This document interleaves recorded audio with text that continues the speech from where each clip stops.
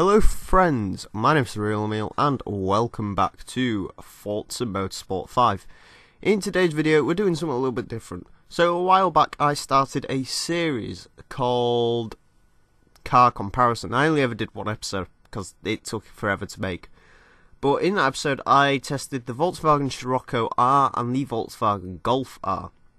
And ever since then I've sort of wanted to do a similar thing, and I wanted to throw each of the cars around a track. Now, I originally tried the Top Gear track, but I was terrible at it. Then I tried Laguna Seca, and, well, I was a lot better at it. I don't know, it just didn't have the same feel. So I went back to the Top Gear track. I've been learning it a little bit. I'm still not fantastic at it, but we are going to do some hot laps on the Top Gear track. Now, the rules for this series are simple. Each car gets 6 laps.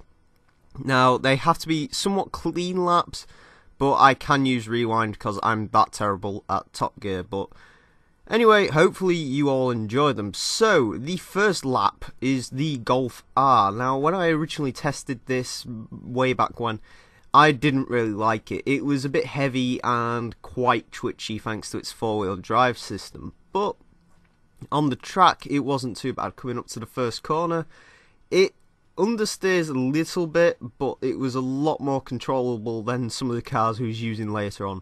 It did take the first corner fairly well. Going up to the second corner, you can go flat out through the sort of mini corner coming up to the second.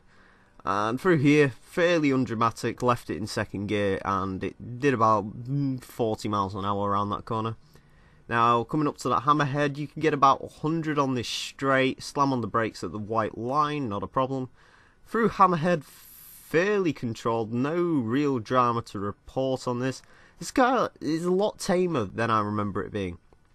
I did have 1 or 2 issues with it, but it was a lot better than I remember it being. Coming up to the follow through now, just a little lift off. Don't think I needed to brake through there. You're not really going fast enough in a C-Class car to warrant braking. Through the tyres fairly fast. We're doing about 100, 110 coming up towards the second to last corner. This is one that I was having some trouble on. I messed up the braking a little bit on that, but I'm still quite aggressive through it. Not a problem. And last corner going round. Again, really not an issue. Bit slow to the start, but oh well. Now, the Scirocco R was the next car to take the course. A lot of wheel spin off the line. This is front wheel drive, unlike its R-rated Golf cousin. So, yeah, it's a bit, in my opinion, I prefer front wheel drive cars over 4-wheel drive cars. I actually really like driving front wheel drive cars, which is sort of heresy within the Forza community. I get the first corner a little bit wide and a little bit wrong. Again, through here, no drama whatsoever. Same gear, not a problem through here. It was a lot nicer to drive, the Scirocco. This is actually a really nice car to drive. It's a very good handling car. The only unfortunate bit is it's a bit slow. It's not quite as fast as the Golf down the straights, but it makes up for that in its absolutely pristine handling. As you can see through here, absolutely not an issue at all. There was a bit of smoke, but that's just me piling on the power too much. As long as you don't pile on the power instantly in this car, it's really nice to drive. There is absolutely no issues with this whatsoever. I might have even been flat out through the follow through. Through the tyres, a bit closer to the tyres, didn't shake the screen unfortunately, because that would have added for dramatic effect of it. Second to last corner, not really that many issues. You can take a lot more corner speed with the Scirocco than you can with the Golf, because in the Golf you're afraid of understeering. This, it really doesn't understeer that much, and across the line sensibly. Next we have the Camaro ZL1. I like this car a lot. It's a very, very nice handling car, this. I decided to throw it around the course just because I needed a B-Class car, and I wanted to sort of see what the Camaro could do. Whether it could upset some A-Class cars, perhaps. Because this is an extremely nice handling car. It's got 580 horsepower for this Camaro.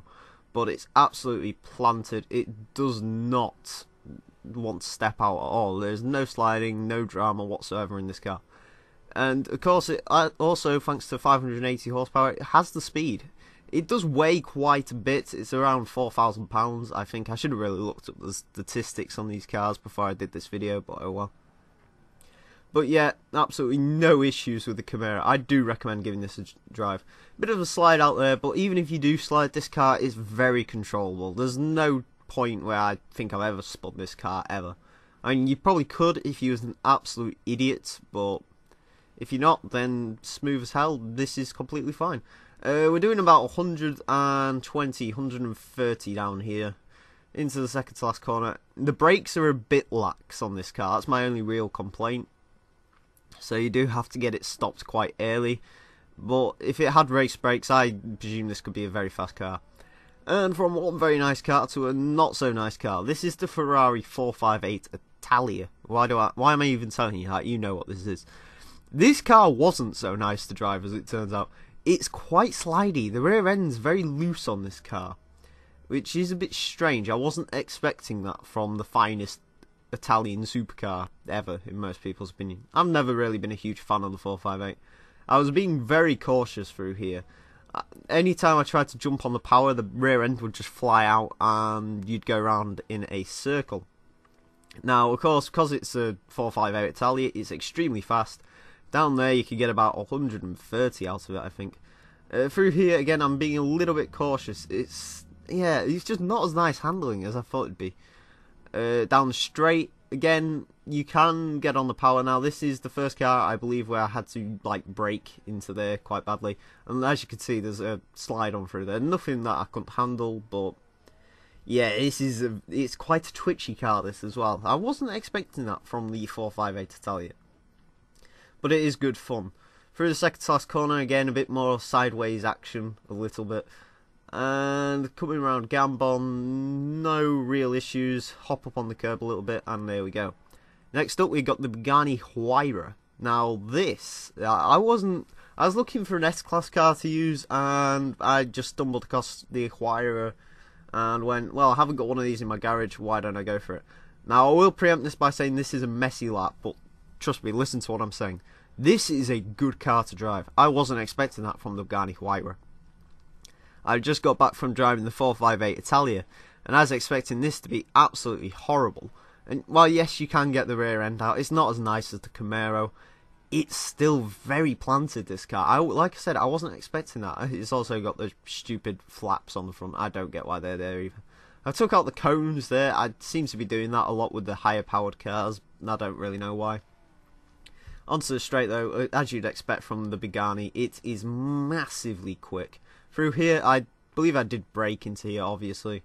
Got it down to about 100, and when you're coming out of here, yeah, I got on the grass slightly. Yeah.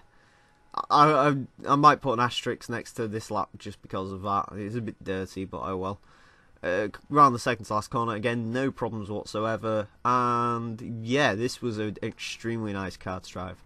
And once again, from an extremely nice car to drive to a terrible car to drive. This is the Bugatti Veyron Supersport.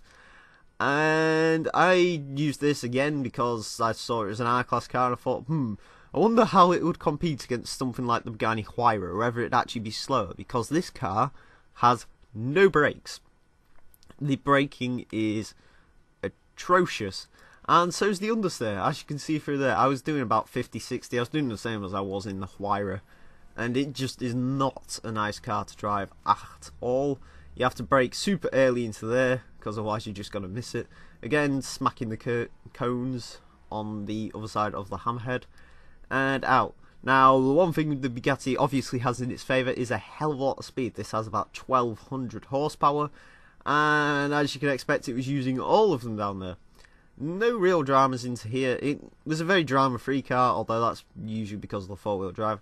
Down here, you're doing about 160, 170. You can get some serious speed down that straight. And this car picks up speed so ludicrously fast. It's absolutely insane, this Bugatti. But not particularly nice to drive. I wouldn't really recommend it as my R-Class car of choice anyway.